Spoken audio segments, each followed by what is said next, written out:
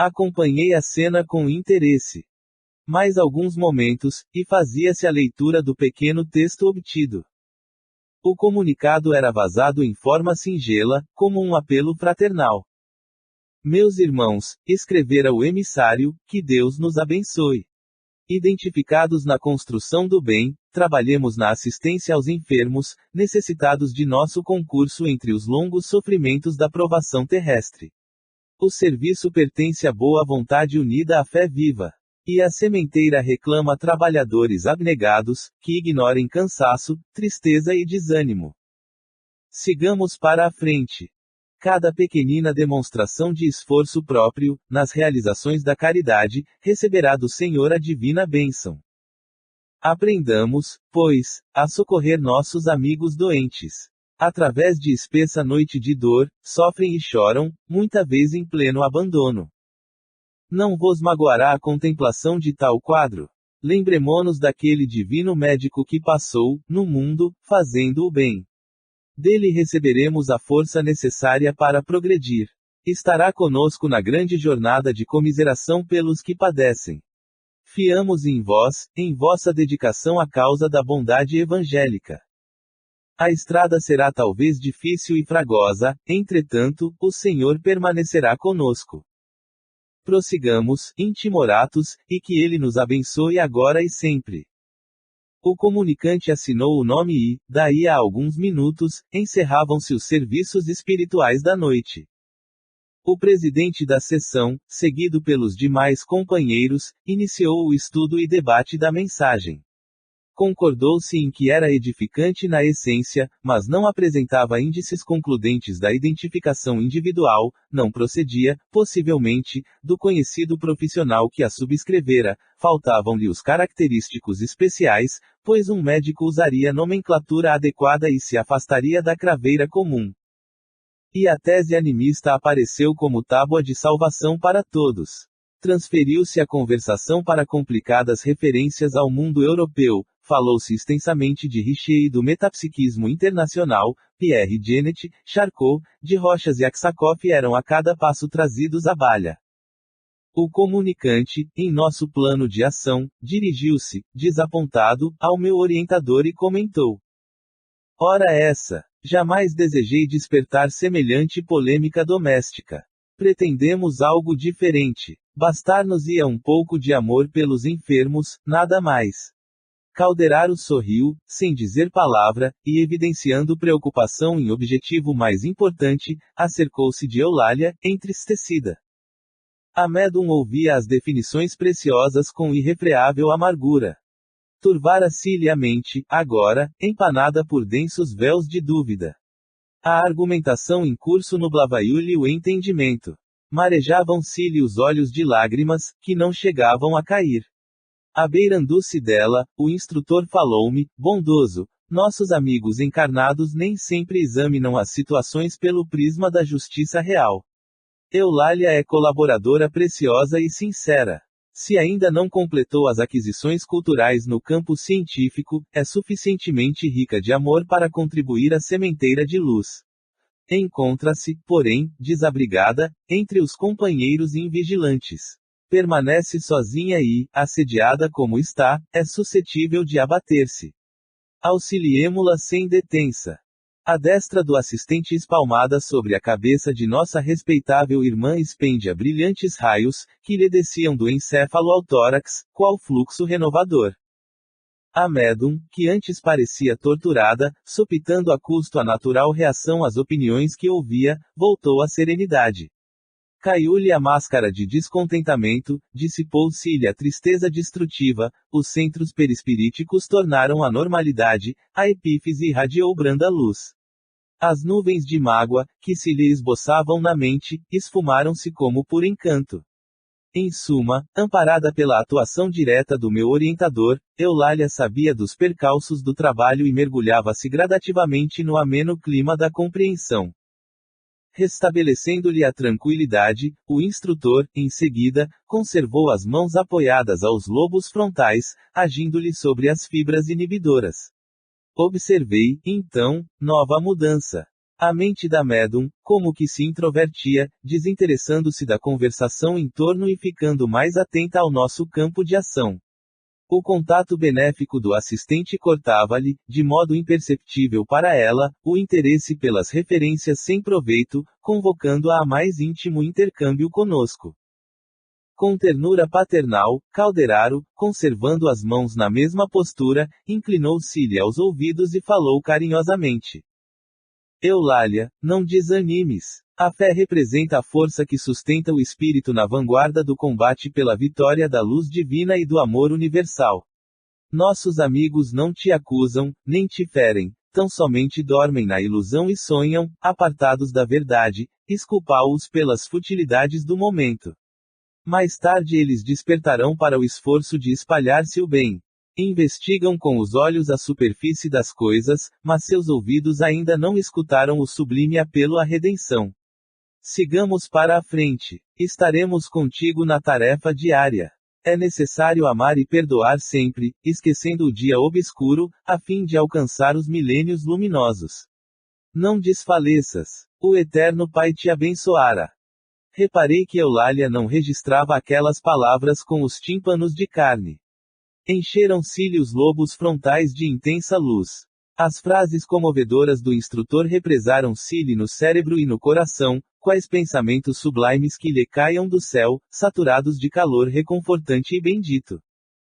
Sim, respondia, do fundo d'alma, a devotada colaboradora, embora os lábios se lhe cerrassem no incompreendido silêncio, trabalharia até ao fim, consciente de que o serviço da verdade pertence ao Senhor, e não aos homens. Olvidaria todos os golpes. Receberia as objeções dos outros, transformando-as em auxílios.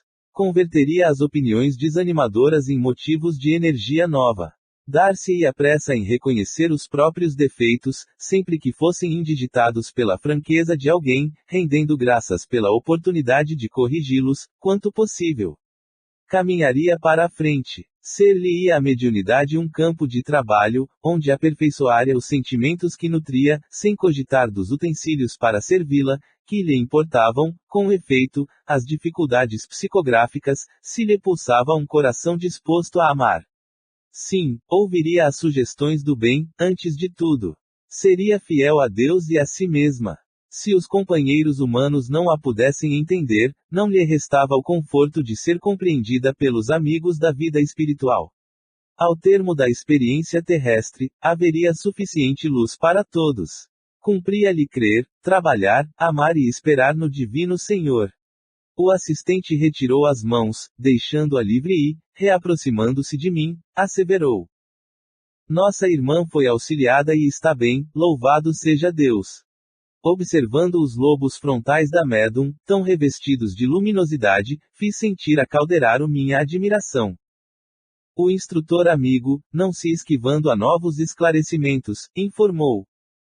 Eulália, neste instante, fixa-se mentalmente na região mais alta que lhe é possível. Recolhe-se, calma, no santuário mais íntimo, de modo a compreender e desculpar com proveito. Indicando a referida região cerebral, concluiu. Nos lobos frontais, André, exteriorização fisiológica de centros perispiríticos importantes, repousam milhões de células, à espera, para funcionar, do esforço humano no setor da espiritualização. Nenhum homem, dentre os mais arrojados pensadores da humanidade, desde o pretérito até os nossos dias, logrou jamais utilizá-las na 10ª parte. São forças de um campo virgem, que a alma conquistará, não somente em continuidade evolutiva, senão também a golpes de autoeducação, de aprimoramento moral e de elevação sublime. Tal serviço, meu amigo, só a fé vigorosa e reveladora pode encetar, como indispensável lâmpada vanguardeira do progresso individual. 10. Dolorosa perda. Dentro da noite, defrontamos com aflito coração materno. A entidade, que nos dirigia a palavra, infundia compaixão pela facies de horrível sofrimento. Calderaro, Calderaro, rogou, ansiosa, ampara minha filha, minha desventurada filha. Oh, teria piorado? Inquiriu o instrutor, evidenciando o conhecimento da situação. Muito, muito. Gemeram os trementes lábios da mãe aflita, observo que enlouqueceu de todo. Já perdeu a grande oportunidade. Ainda não, informou a interlocutora, mas encontra-se à beira de extremo desastre. Prometeu o orientador correr a doente em breves minutos, e voltamos à intimidade. Interessando-me no assunto, o atencioso assistente sumariou o fato.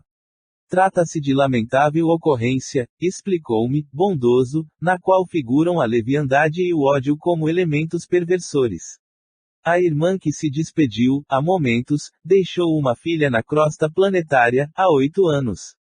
Criada com mimos excessivos, a jovem desenvolveu-se na ignorância do trabalho e da responsabilidade, não obstante pertencer a nobilíssimo quadro social.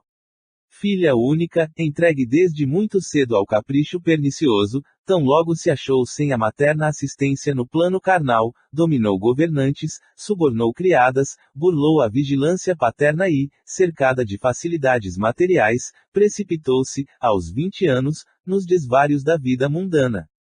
Desprotegida, assim, pelas circunstâncias, não se preparou convenientemente para enfrentar os problemas do resgate próprio.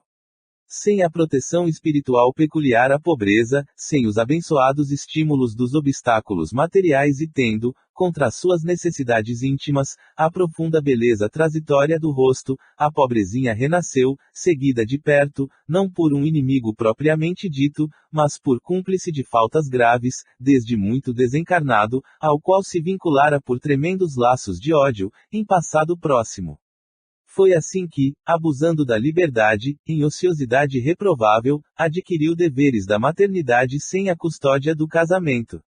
Reconhecendo-se agora nesta situação, aos 25 anos, solteira, rica e prestigiada pelo nome da família, deplora tardiamente os compromissos assumidos e luta, com desespero, por desfazer-se do filhinho imaturo, o mesmo comparsa do pretérito a que me referi, esse infeliz, por acréscimo de misericórdia divina, busca distarte aproveitar o erro da ex-companheira para a realização de algum serviço redentor, com a supervisão dos nossos maiores.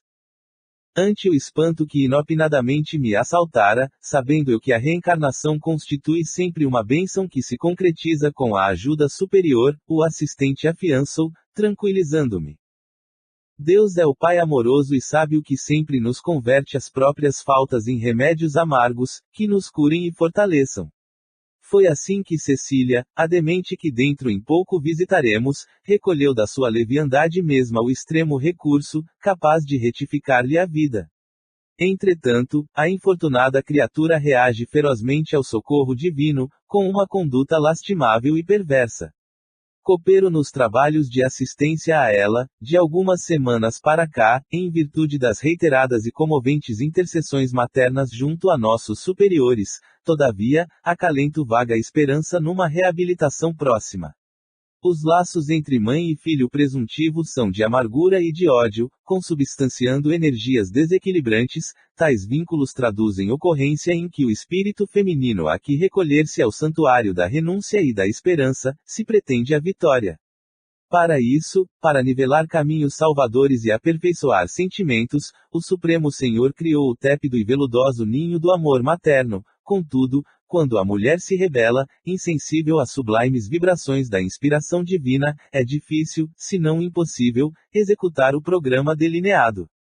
A infortunada criatura, dando asas ao condenável anseio, buscou socorrer-se de médicos que, amparados de nosso plano, se negaram a satisfazer-lhe o criminoso intento, valeu-se, então, de drogas venenosas, das quais vem abusando intensivamente.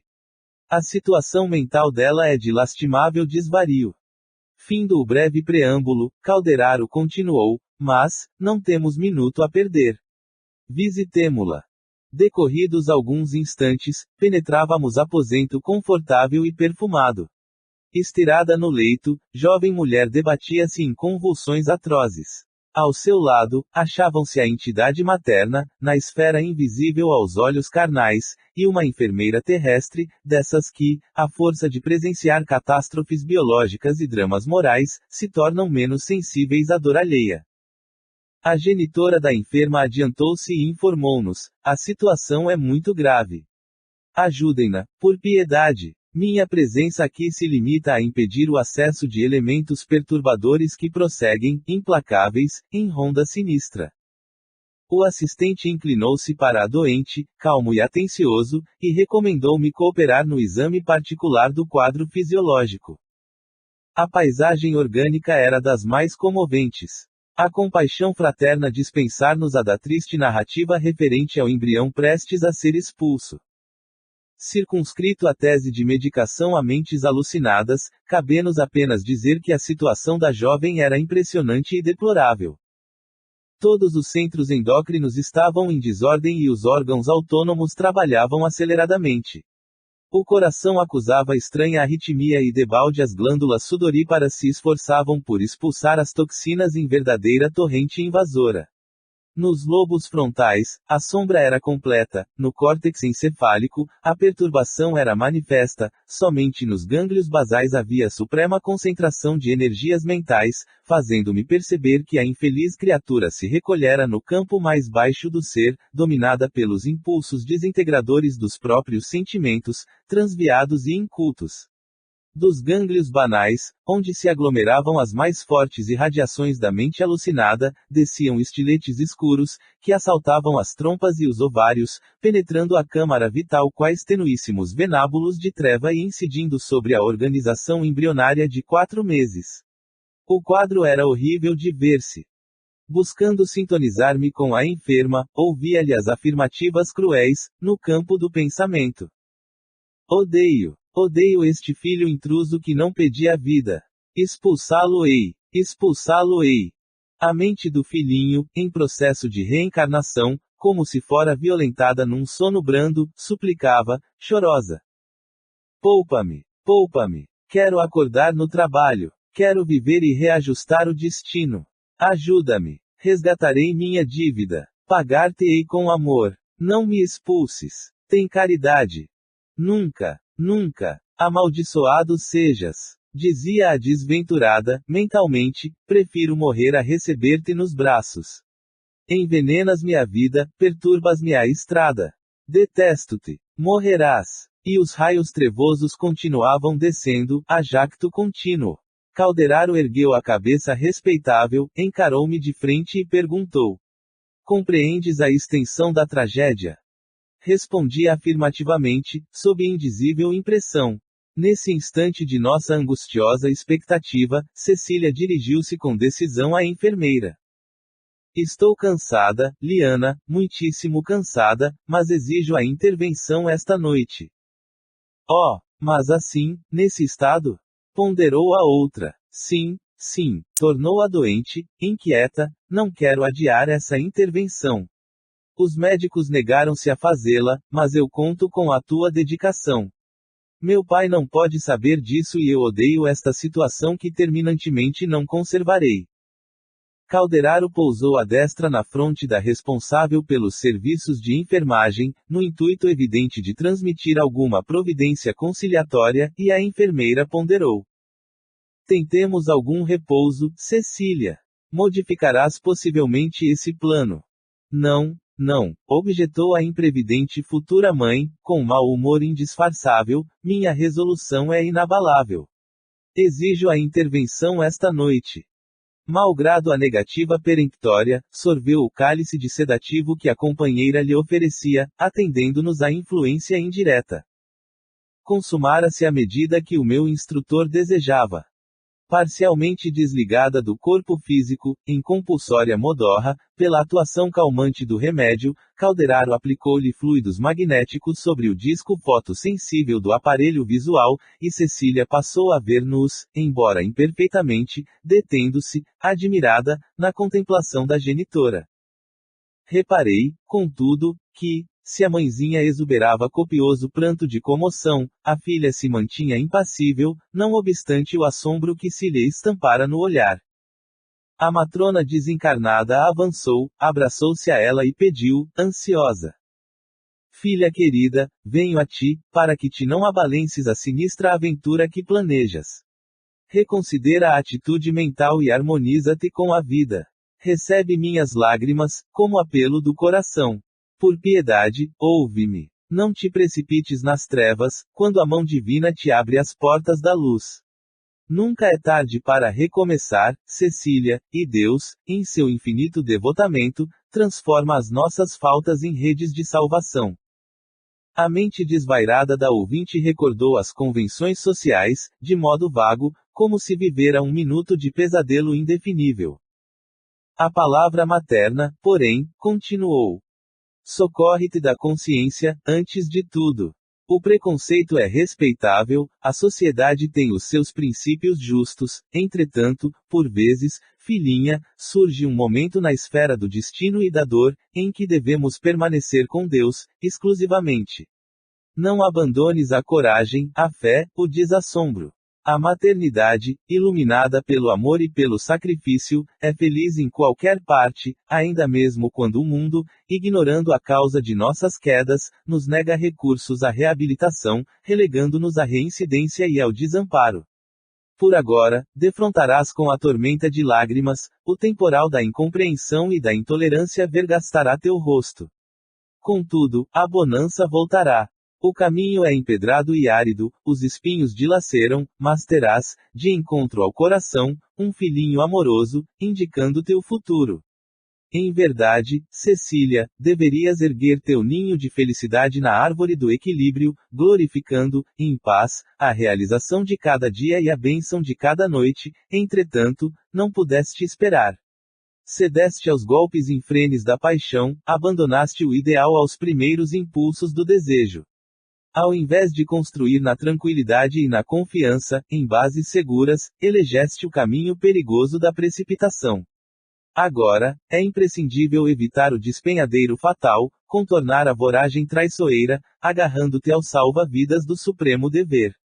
Volta, pois, minha filha, à serenidade do princípio e resigneite ante o novo aspecto que imprimiste ao próprio roteiro, aceitando o ministério da maternidade dolorosa com o sacrifício de encantadoras aspirações. No silêncio e na obscuridade da proscrição social, muitas vezes logramos a felicidade de conhecer-nos. O desprezo público se precipita aos mais fracos no esquecimento de si mesmos, ergue os fortes para Deus, sustentando-os no trilho anônimo das obrigações humildes, até a montanha da redenção. É provável que teu pai te amaldiçoe, que os nossos entes mais caros na terra te menoscabem e tentem aviltar, no entanto, que martírio não enobrecerá o espírito disposto ao resgate dos seus débitos, com dedicação ao bem e serenidade na dor. Não será melhor a coroa de espinhos na fronte do que o monte de brasas na consciência. O mal pode perder-nos e transviar-nos, o bem retifica sempre. Além disto, se é certo que o padecimento da vergonha açoitará a tua sensibilidade, a glória da maternidade resplenderá em teu caminho. Tuas lágrimas orvalharão uma flor querida e sublime, que será o teu filho, carne de tua carne, ser de teu ser. Que não fará no mundo a mulher que sabe renunciar. A tormenta rugirá, mas sempre fora de teu coração, porque, lá dentro, no santuário divino do amor, encontrarás em ti mesma o poder da paz até a vitória. A enferma escutava, quase indiferente, disposta a não capitular. Recebia os apelos maternos, sem alteração de atitude. A mãezinha, porém, mobilizando todos os recursos ao seu alcance, prosseguia após intervalo mais longo. Ouve, Cecília, não te fiques nessa atitude impassível. Não isoles do cérebro o coração, a fim de que teu raciocínio se beneficie com o sentimento, de modo a venceres na prova áspera. Não te detenhas em primásias da forma física, nem suponhas que a beleza espiritual e eterna erga seu templo no corpo de carne, em trânsito para o pó. A morte virá de qualquer modo, trazendo a realidade que confunde a ilusão. Não persistas no véu da mentira. Humilha-te na renúncia construtiva, toma a tua cruz e segue para a compreensão mais alta.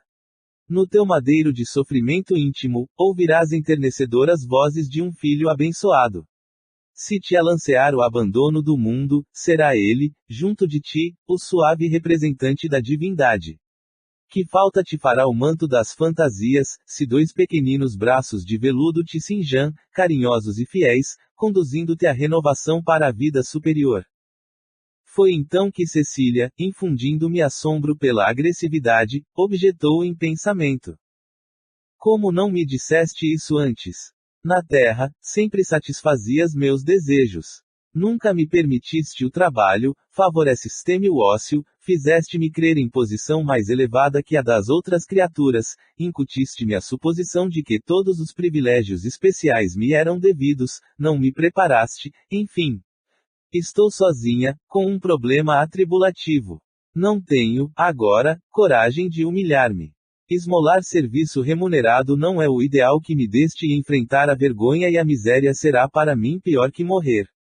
Não, não, não desisto, nem mesmo a tua voz que, a despeito de tudo, ainda amo. É-me impossível retroceder.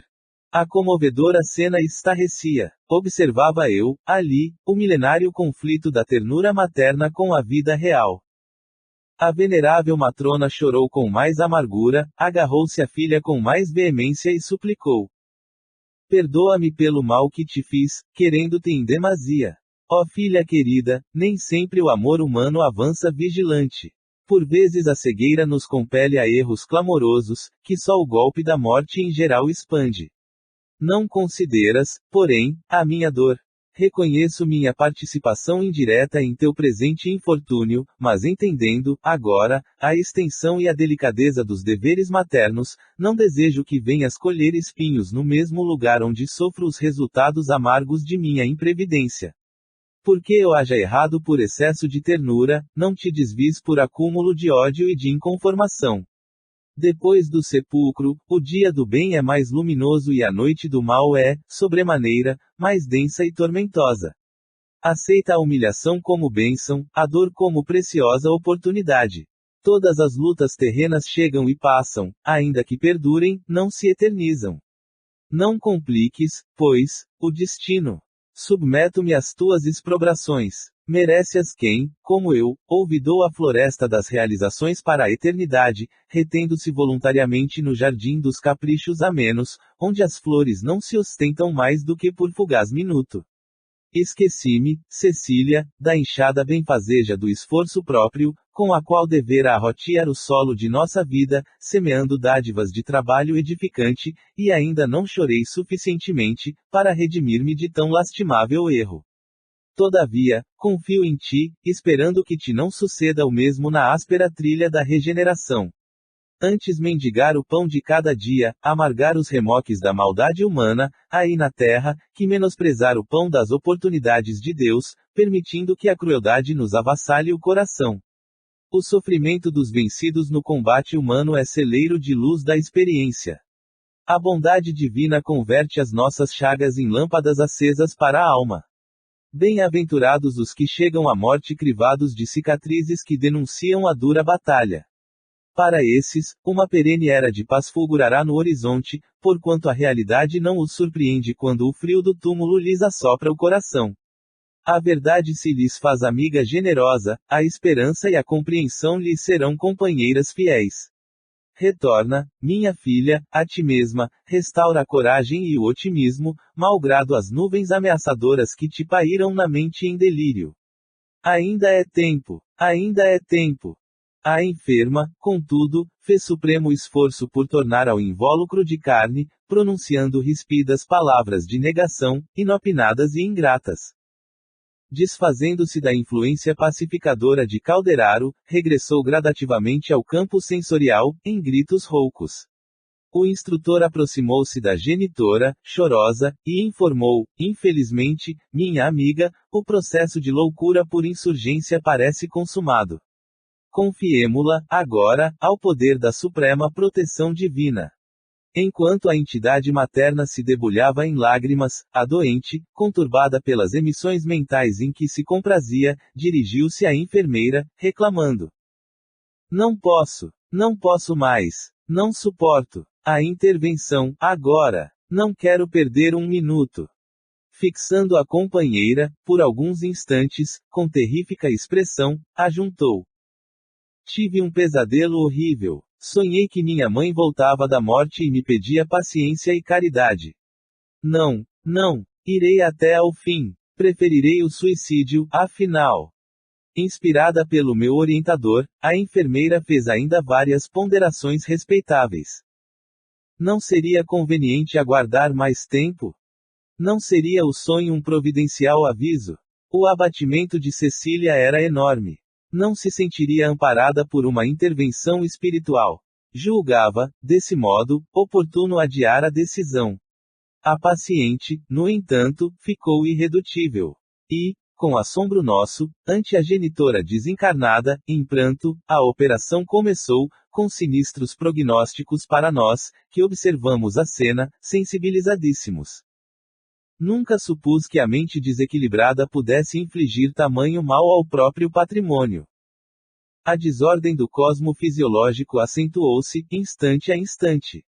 Penosamente surpreendido, prossegui no exame da situação, verificando com espanto que o embrião reagia ao ser violentado, como que aderindo, desesperadamente, às paredes placentarias. A mente do filhinho imaturo começou a despertar à medida que aumentava o esforço de extração. Os raios escuros não partiam agora só do encéfalo materno, eram igualmente emitidos pela organização embrionária, estabelecendo maior desarmonia. Depois de longo e laborioso trabalho, o entezinho foi retirado afinal. Assombrado, reparei, todavia, que a ginecologista improvisada subtrai ao vaso feminino somente pequena porção de carne inânime, porque a entidade reencarnante, como se a mantivessem atraída ao corpo materno forças vigorosas e indefiníveis, oferecia condições especialíssimas, adesa ao campo celular que a expulsava. Semi-desperta, num atro pesadelo de sofrimento, refletia extremo desespero, lamentava-se com gritos aflitivos, expedia vibrações mortíferas, balbuciava frases desconexas. Não estaríamos, ali, perante duas feras terrivelmente algemadas uma à outra. O filhinho que não chegara a nascer transformara-se em perigoso verdugo do psiquismo materno. Premindo com impulsos involuntários o ninho de vasos do útero, precisamente na região onde se efetua a permuta dos sangues materno e fetal, provocou ele o processo hemorrágico, violento e abundante. Observei mais. Deslocado indebitamente e mantido ali por forças incoercíveis, o organismo perispirítico da entidade, que não chegara a renascer, alcançou em movimentos espontâneos a zona do coração. Envolvendo os nódulos da aurícula direita, perturbou as vias do estímulo, determinando choques tremendos no sistema nervoso central. Tal situação agravou o fluxo hemorrágico, que assumiu intensidade imprevista, compelindo a enfermeira a pedir socorros imediatos, depois de delir, como pôde, os vestígios de sua falta. Odeio! Odeio! Clamava a mente materna em delírio, sentindo ainda a presença do filho na intimidade orgânica, nunca embalarei um intruso que me lançaria à vergonha. Ambos, mãe e filho, pareciam agora, por dizer mais exatamente, sintonizados na onda de ódio, porque a mente dele, exibindo estranha forma de apresentação aos meus olhos, respondia, no auge da ira.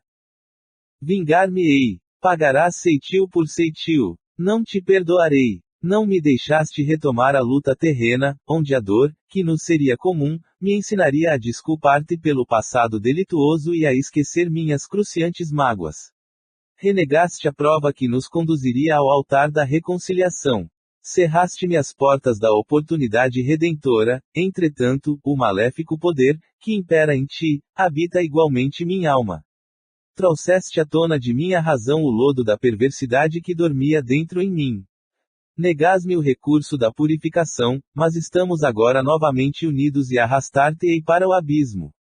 Condenaste-me à morte e, por isso, minha sentença é igual. Não me deste o descanso, impediste meu retorno à paz da consciência, mas não ficarás por mais tempo na terra. Não me quiseste para o serviço do amor. Portanto, serás novamente minha para a satisfação do ódio. Vingar-me-ei. Seguirás comigo. Os raios mentais destruidores cruzavam-se, em horrendo quadro, de espírito a espírito. Enquanto observava a intensificação das toxinas, ao longo de toda a trama celular, Calderar orava, em silêncio, invocando o auxílio exterior, ao que me pareceu. Efetivamente, daí a instantes, pequena turma de trabalhadores espirituais penetrou o recinto. O orientador ministrou instruções. deveriam ajudar a desventurada mãe, que permaneceria junto da filha infeliz, até a consumação da experiência. Em seguida, o assistente convidou-me a sair, acrescentado, verificar-se a desencarnação dentro de algumas horas. O ódio, André, diariamente extermina criaturas no mundo, com intensidade e eficiência mais arrasadoras que as de todos os canhões da Terra troando a uma vez. É mais poderoso, entre os homens, para complicar os problemas e destruir a paz, que todas as guerras conhecidas pela humanidade no transcurso dos séculos. Não me ouves mera teoria. Viveste conosco, nestes momentos, um fato pavoroso, que todos os dias se repete na esfera carnal. Estabelecido o império de forças tão detestáveis sobre essas duas almas desequilibradas, que a providência procurou reunir no Instituto da Reencarnação, é necessário confiá-las doravante ao tempo, a fim de que a dor opere os corretivos indispensáveis. Oh! Exclamei aflito, contemplando o duelo de ambas as mentes torturadas, como ficarão? Permanecerá entrelaçadas, assim? E por quanto tempo? Calderaro fitou-me com o acabrunhamento de um soldado valoroso que perdeu temporariamente a batalha, e informou, agora, nada vale a intervenção direta. Só poderemos cooperar com a oração do amor fraterno, aliada à função renovadora da luta cotidiana. Consumou-se para ambos doloroso processo de obsessão recíproca, de amargas consequências no espaço e no tempo, e cuja extensão nenhum de nós pode prever. 11. Sexo. Ainda sob a impressão desagradável colhida do drama de Cecília, acompanhei Calderaro a curioso centro de estudos, onde elevados mentores ministram conhecimentos a companheiros aplicados ao trabalho de assistência na crosta. Não é templo de revelações avançadas, informou o instrutor, mas instituição de socorro eficiente às ideias e empreendimentos dos colaboradores militantes nas oficinas de amparo espiritual, cátedra de amizade, criada para discípulos a quem o esforço perseverante enobrece. Ante minha indagação de aprendiz, continuou, bondoso, esses amigos reúnem-se uma vez por semana, a fim de ouvirem mensageiros autorizados no tocante a questões que interessam de perto nosso ministério de auxílio aos homens. Estimo teu comparecimento hoje, porquanto o emissário da noite comentará problemas atinentes ao sexo.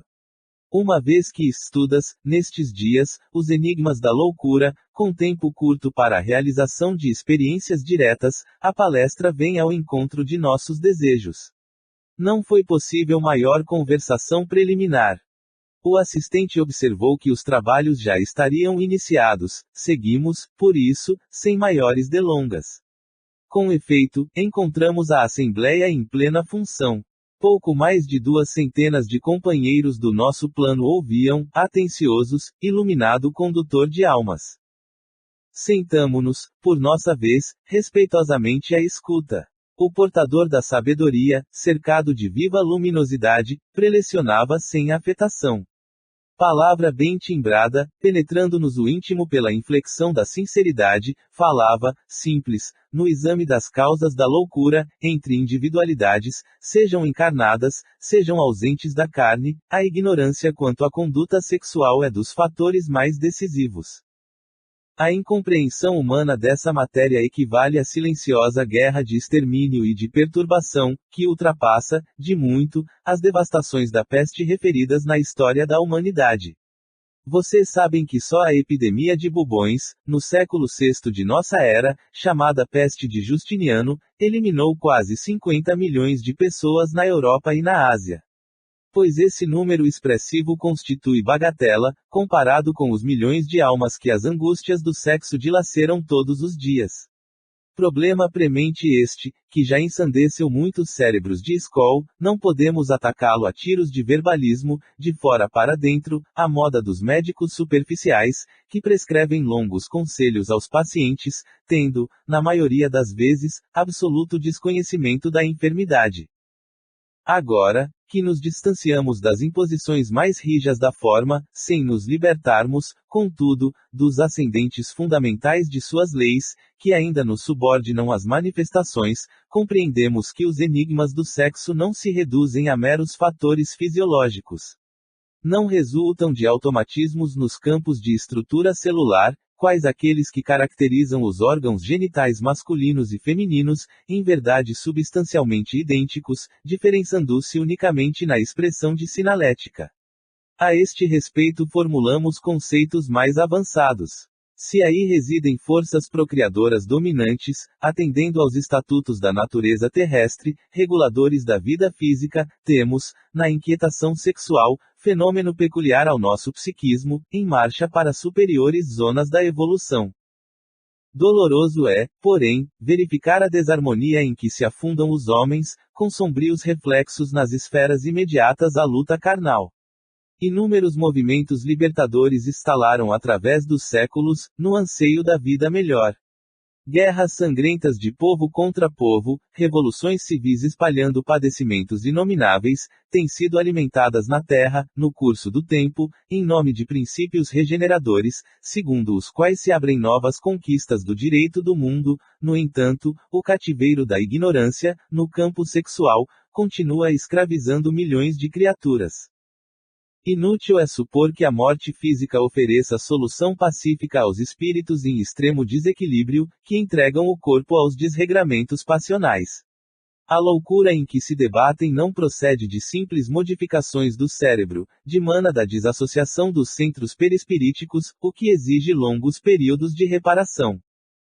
Indiscutivelmente, para a maioria dos encarnados, a fase juvenil das forças fisiológicas representa delicado estádio de sensações, em virtude das leis criadoras e conservadoras que regem a família humana. Isto, porém, é acidente e não define a realidade substancial.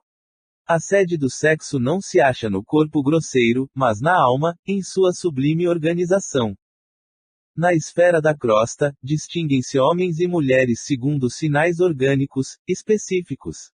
Entre nós, prepondera ainda o jogo das recordações da existência terrena, em trânsito, como nos achamos, para as regiões mais altas. Nestas sabemos, porém, que feminilidade e masculinidade constituem característicos das almas acentuadamente passivas ou francamente ativas.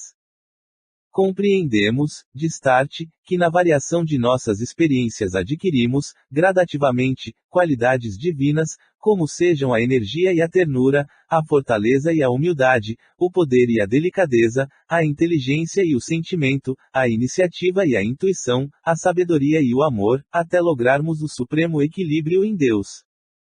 Convictos desta realidade universal, não devemos esquecer que nenhuma exteriorização do instinto sexual na Terra, qualquer que seja a sua forma de expressão, será destruída, se não transmudada no estado de sublimação. As manifestações dos próprios irracionais participam do mesmo impulso ascensional. Nos povos primitivos, a eclosão sexual primava pela posse absoluta. A personalidade integralmente ativa do homem dominava a personalidade totalmente passiva da mulher. O trabalho paciente dos milênios transformou, todavia, essas relações. A mulher-mãe e o homem-pai deram acesso a novos sopros de renovação do espírito. Com bases nas experiências sexuais, a tribo converteu-se na família, a taba metamorfoseou-se no lar, a defesa armada cedeu ao direito, a floresta selvagem transformou-se na lavoura pacífica, a heterogeneidade dos impulsos nas imensas extensões de território abriu campo à comunhão dos ideais na pátria progressista, a barbárie ergueu-se em civilização, os processos rudes da atração transubstanciaram-se nos anseios artísticos que dignificam o ser, o grito elevou-se ao cântico e, estimulada pela força criadora do sexo, a coletividade humana avança, vagarosamente embora, para o supremo alvo do divino amor. Da espontânea manifestação brutal dos sentidos menos elevados a alma transita para a gloriosa iniciação. Desejo, posse, simpatia, carinho, devotamento, renúncia, sacrifício, constituem aspectos dessa jornada sublimadora. Por vezes, a criatura demora-se anos, séculos, existências diversas de uma estação a outra. Raras individualidades conseguem manter-se no posto da simpatia, com o equilíbrio indispensável. Muito poucas atravessam a província da posse sem duelos cruéis com os monstros do egoísmo e do ciúme, aos quais se entregam desvairadamente. Reduzido número percorre os departamentos do carinho sem se algemarem, por largo trecho, aos gnomos do exclusivismo.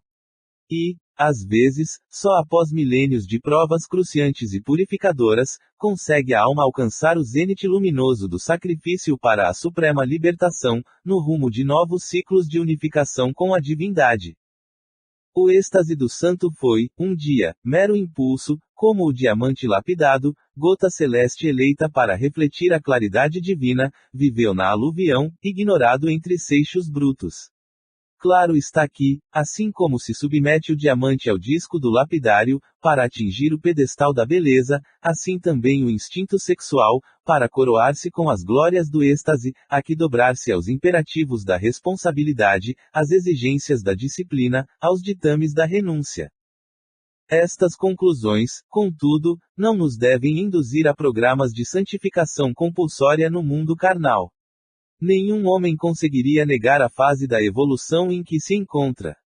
Não podemos exigir que o Hotentote inculto envergue a beca de um catedrático e se ponha, de um dia para outro, a ensinar o direito romano. Irrisório seria, pois, reclamar do homem de evolução mediana a conduta do santo. A natureza, representação da inesgotável bondade, é mãe benigna que oferece trabalho e socorro a todos os filhos da criação. Sua determinação de amparar-nos é sempre tanto mais forte, quanto mais decidido é o nosso propósito de progredir na direção do bem supremo. Não desejamos, portanto, preconizar no mundo normas rigoristas de virtude artificial, nem favorecer qualquer regime de relações inconscientes. Nossa bandeira é, sobretudo, a do entendimento fraternal. Trabalhemos para que a luz da compreensão se faça entre os nossos amigos encarnados, a fim de que as angústias afetivas não arrojem tantas vítimas à voragem da morte, intoxicadas de criminosas paixões. Devidos à incompreensão sexual, incontáveis crimes campeiam na Terra, determinando estranhos e perigosos processos de loucura, em toda parte. De quando em quando, uma que outra vítima procura os hospitais de alienados, submete-se ao tratamento médico, como o operário que traz à oficina de conserto seu instrumento danificado. Nos hospícios encontramos, porém, tão somente aqueles que desgalgaram até ao fundo do abismo, amargurados e vencidos. Milhões de irmãos nossos se conservam semiloucos nos lares ou nas instituições, são os companheiros incapazes do devotamento e da renúncia, a submergirem, pouco a pouco, no caliginoso tijuco das alucinações. De mente desvairada, fixa no socavão da subconsciência, perdem-se no campo dos automatismos inferiores, obstinando-se no conservarem deprimentes estados psíquicos. O ciúme, a insatisfação, o desentendimento, a incontinência e a leviandade alastram terríveis fenômenos de desequilíbrio. Inquietantes quadros mentais se pintam na Terra, compelindo-nos a estafante serviço socorrista, de modo a limitar o círculo de infortúnio e de pavor dos que se lançam, incautos, a temerárias aventuras do sentimento animalizado. Não solucionaremos tão complexo problema do mundo simplesmente à força de intervenção médica, embora seja admirável a contribuição da ciência no terreno dos efeitos, sem atingir, contudo, a intimidade das causas. A personalidade não é obra da usina interna das glândulas, mal produto da química mental. A endocrinologia poderá fazer muito com uma injeção de hormônios, a guina de pronto socorro às coletividades celulares, mas não sanará lesões do pensamento. A genética, mais hoje, mais amanhã, poderá interferir nas câmaras secretas da vida humana, perturbando a harmonia dos cromossomos, no sentido de impor o sexo ao embrião. Todavia, não atingirá a zona mais alta da mente feminina ou masculina, que manterá característicos próprios, independentemente da forma exterior ou das convenções estatuídas. A medicina inventará 1000 modos de auxiliar o corpo atingido em seu equilíbrio interno. Por essa tarefa edificante, ela nos merecerá sempre sincera admiração e fervente amor. Entretanto, compete a nós outros praticar a medicina da alma, que ampare o espírito enliado nas sombras. É mister acender, em derredor de nossos irmãos encarnados na Terra, a luz da compaixão fraterna, traçando caminhos definidos à responsabilidade individual. Haja mais amor ante os vales da demência do instinto e as derrocadas cederão lugar a experiências santificantes. Como fazer valer o abençoado serviço do médico à vítima da angústia sexual, se tem a defrontá-lo, vibrante, a hostilidade da família? Como salvar doentes da alma, numa instituição de benemerência, se o organismo social esmaga os enfermos com todo o peso de sua opinião e de sua autoridade? Naturalmente, constituiria pieguice rogar à sociologia a transformação imediata de seus códigos, ou impor à sociedade humana certas normas de tolerância, incompatíveis com as suas necessidades de defesa. Mas podemos manter louvável serviço de compreensão mais ampla, melhorar as disposições dos nossos amigos encarnados na crosta do mundo e despertá-los lentamente para a solução que nos interessa a todos. O amor espiritualizado, filho da renúncia cristã, é a chave capaz de abrir as portas do abismo para onde rolaram e rolam milhares de criaturas, todos os dias. Distribuamos a bênção do entendimento entre os homens, estendamos mão forte a todos os espíritos que se encontram prisioneiros do distúrbio das sensações, fazendo-lhes sentir que as oficinas do trabalho renovador permanecem abertas a todos os filhos de Deus, aperfeiçoando-lhes os sentimentos, sublimando-lhes os impulsos, dilatando-lhes a capacidade espiritual. Lembremos aos corações desalentados que tal é o sexo em face do amor, quais são os olhos para a visão, e o cérebro para o pensamento, não mais do que aparelhamento de exteriorização. Erro lamentável é supor que só a perfeita normalidade sexual, consoante as respeitáveis convenções humanas, possa servir de templo às manifestações afetivas. O campo do amor é infinito em sua essência e manifestação. Insta a fugir às aberrações e aos excessos, contudo, é imperioso reconhecer que todos os seres nasceram no universo para amar e serem amados. Por vezes, vigoram para muitos deles, temporariamente, os imperativos da prova benéfica, os deveres do estatuto expiatório. As exigências do serviço especializado, em que estudantes, devedores e missionários se obrigam a longas fases de fome e sede do coração. Isso, porém, não representa obstáculo ao amor. Jesus não partilhou o matrimônio normal na terra e, no entanto, a família de seu coração cresce com os dias, suas forças não geraram formas passageiras nos círculos carnais e, contudo, suas energias fecundantes renovaram a civilização, transformando-lhe o curso, prosseguindo, até hoje, no aprimoramento do mundo. Simbologia sublime transparece da conduta do mestre que, desse modo, se inclinou para os vencidos da convenção humana, solitários e humilhados, fazendo-lhes ver que é possível cooperar na extensão do infinito bem, amando e abnegando-se, com exclusão do egoísmo e do propósito inferior de serem amados, segundo os caprichos próprios. A construção da felicidade real não depende do instinto satisfeito. A permuta de células sexuais entre os seres encarnados, garantido a continuidade das formas físicas em processo evolucionário, é apenas um aspecto das multiformes permutas de amor. Importa reconhecer que o intercâmbio de forças simpáticas, de fluidos combinados, de vibrações sintonizadas entre almas que se amam, paira acima de qualquer exteriorização tangível de afeto, sustentando obras imperecíveis de vida e de luz, nas ilimitadas esferas do universo. Desenvolvamos, pois, carinhosa assistência aos que desesperam no mundo, sentindo-se na transitória condição de deserdados. Ensinemo-los a libertar a mente das malhas do instinto, abrindo-lhes caminho aos ideais do amor santificante, recordando-lhes que fixar o pensamento no sexo torturado, com desprezo dos demais departamentos da realização espiritual, através do cosmo orgânico, é estacionar, inutilmente, no trilho evolutivo, é entregar-se, inerme, à influência de perigosos monstros da imaginação, quais o despeito e a inveja, o desespero e a amargura, que abrem ruinosas chagas na alma e que cominam ao exclusivismo, pena que pode avultar até a loucura e a inconsciência. Convidemo-los a rasgar horizontes mais longes no coração. O amor encontrará sempre mundos novos. E para que tais descobertas se coroem de luz divina, bastará à criatura o abandono da ociosidade, que por si mesma combaterá a nefanda ignorância. Dentro de cada um de nós esplende, sem desmaio, a claridade libertadora, no pensamento de renovação para o bem comum que devemos cultivar e intensificar em cada dia da vida. O cativeiro nos tormentos do sexo não é problema que possa ser solucionado por literatos ou médicos a agir no campo exterior, é questão da alma, que demanda processo individual de cura, e sobre esta só o espírito resolverá no tribunal da própria consciência.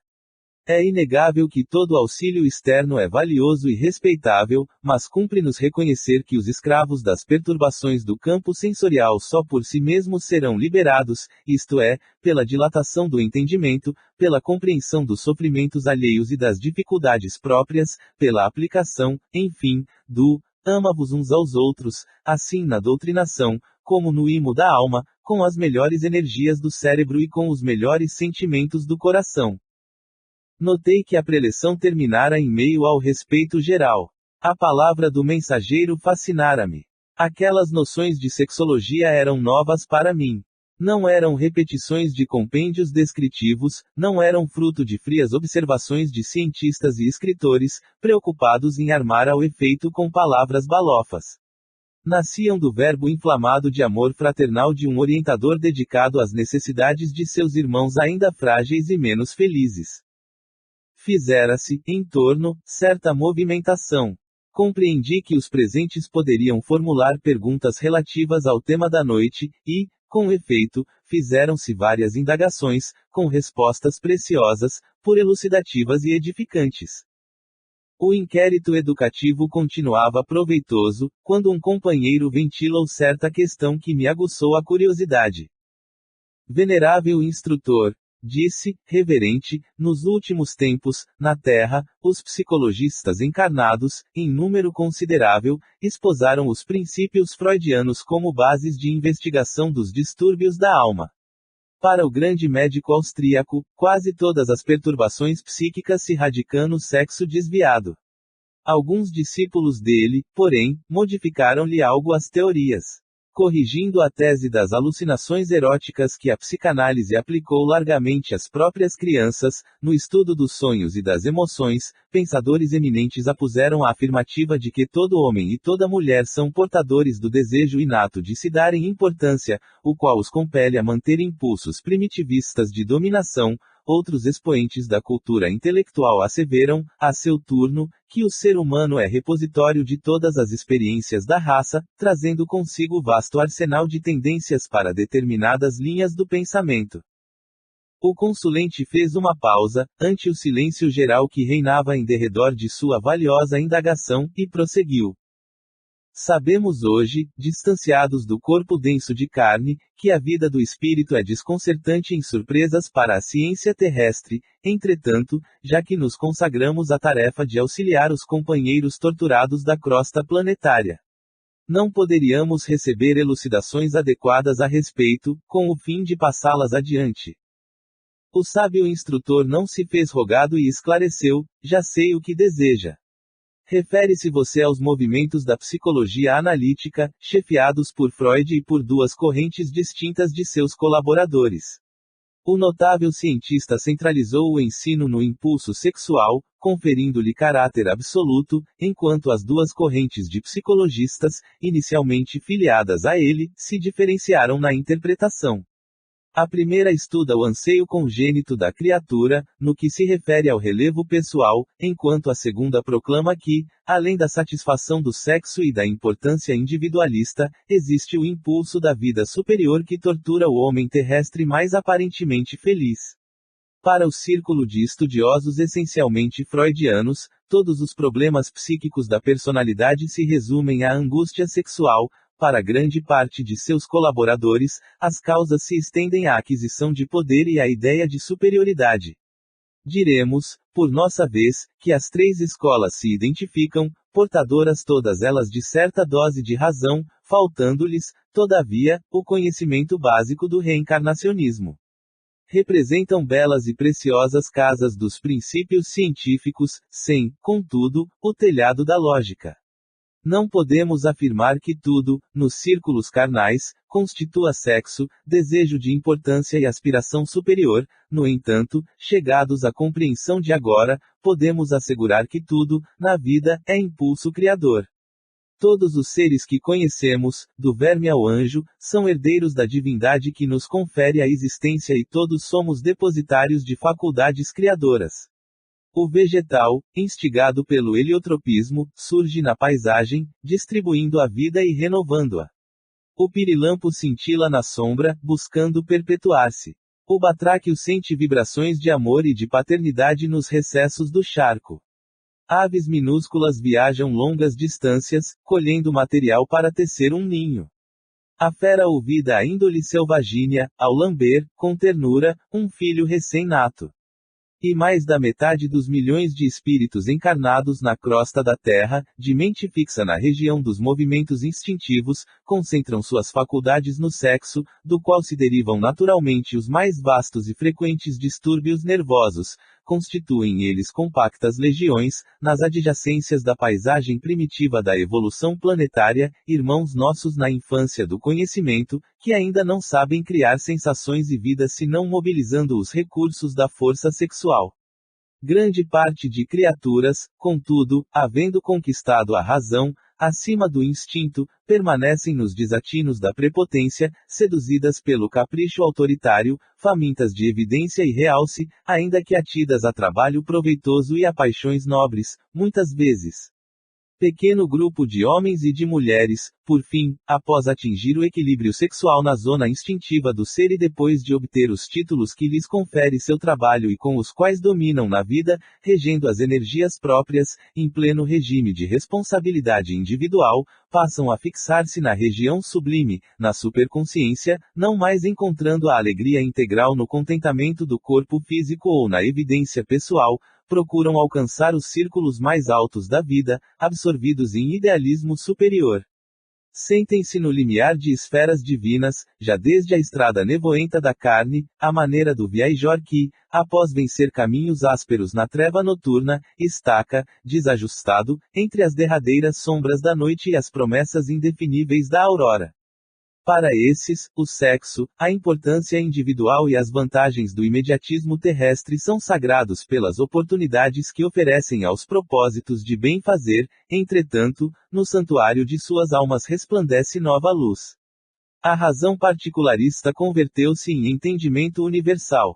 Cresceram-lhes os sentimentos sublimados na direção do campo superior. Pressentem a divindade e anseiam pela identificação com ela. São os homens e as mulheres que, havendo realizado os mais altos padrões humanos, se candidatam à angelitude.